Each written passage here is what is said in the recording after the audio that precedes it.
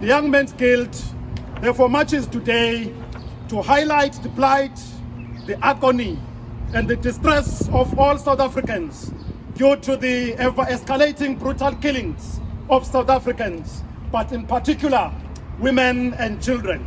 And we're here to call on the National Department of Police in particular and South African government in general to put an end to these criminal aggressors. And therefore our message, firstly to the Minister of Police here today, that firstly we must work to ensure that all police stations and satellite stations have a sufficient supply of rape kits. We must prioritize gender-based violence cases by fast-tracking these cases and or creating specialized units within the Department of South African Police Services that will strictly handle such cases. And thirdly, we must take action immediately when women report threats of violence against them.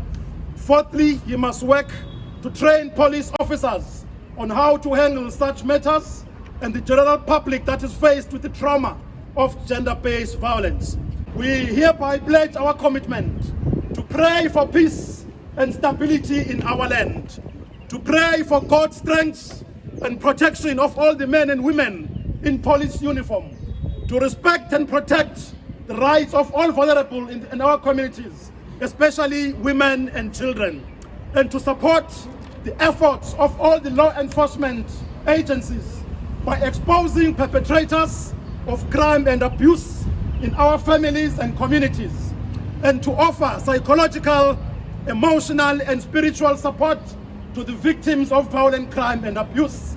We challenge, therefore, all members of our community, law enforcement agencies, and social partners to stand in solidarity with the Young Men's Guild in tackling the scourge of crime and abuse. And we need all hands on the deck. One heart, one way, one heart.